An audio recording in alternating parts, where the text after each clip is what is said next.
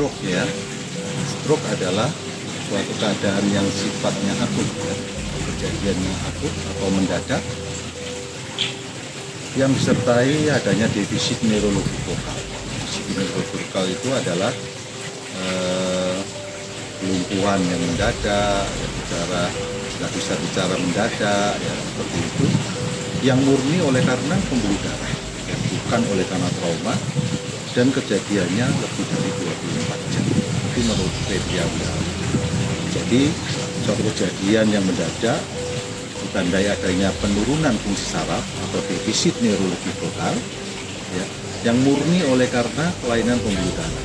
Jadi bukan oleh karena trauma, bukan oleh karena kecelakaan misalnya, tapi primer oleh karena pembuluh darah dan lebih dari 24 jam. Karena kalau kurang dari 24 jam itu namanya TIA. TIA itu transient ischemic attack, apabila defisitnya itu kembali normal. Stroke itu ada dua tipe. Yang pertama adalah tipe sumbatan atau trombosis. Yang kedua adalah tipe perdarahan atau hemorrhage. Ya. Jadi kalau trombosis itu disebabkan oleh karena sumbatan pembuluh darah, sedangkan kalau perdarahan disebabkan oleh karena pecahnya pembuluh darah di otak. Pada umumnya memang menyerang orang-orang tua. Ya. Jadi berdasarkan data-data epidemiologi, kejadian stroke itu meningkat seiring dengan peningkatan usia, yaitu di atas 40 tahun, maka kejadian stroke itu selalu bertambah. Ya. Akan tetapi, stroke itu tidak hanya pada orang tua, pada anak-anak, bayi pun bisa stroke, cuman kejadiannya tidak terlalu besar. Cara singkat ya untuk mengenali stroke ya, ada singkatan FAST, ya, FAST. Ya. Yang FAST itu adalah muka, ya. Mukanya mencong. Ya. Kalau kita mendapat muka mencong. Terus kemudian arm, ya. Kelumpuhan lengan maupun kaki, separuh badan. Ya. Yang ketiga adalah kesulitan untuk speak, berbicara. Jadi mendadak sulit untuk berbicara. Ya. Terus time, jadi harus tepat. Kalau ada 3 gejala itu, yang mendadak mencong, yang mendadak lumpuh separuh, yang mendadak kesulitan bicara, maka secepat mungkin untuk membawa ke pusat-pusat penanganan untuk stroke, ya, sehingga prognosisnya akan lebih.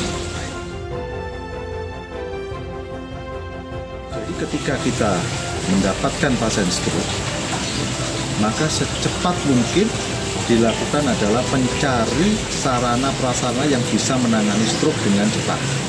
Mencari balai-balai pengobatan atau rumah sakit ya, yang memang mempunyai kapasitas untuk bisa menangani stroke secara optimal. Bicara tentang faktor risiko stroke itu ada 2. Yang pertama yang tidak bisa diperbaiki, unmodifiable, dan yang bisa diperbaiki, modifiable. Jadi yang tidak bisa diperbaiki itu satu, usia. Kedua, keturunan atau genetik. Ketiga, jenis kelamin. Jadi itu yang tidak bisa diperbaiki. Sedangkan yang bisa diperbaiki adalah faktor risiko hipertensi, ya, kencing manis, ya, gangguan lemak, ya, hiperkolesterol atau hiperlipid, ya. Terus kurang olahraga, merokok, ya, kelainan-kelainan jantung, ya, seperti atrial fibrilasi, ya, kelainan katop, ya, dan lain sebagainya. Juga karena pola-pola makan yang kurang sehat, ya, terlalu banyak lemak, ya, terlalu banyak minyak, ya, kurang sayur dan buah.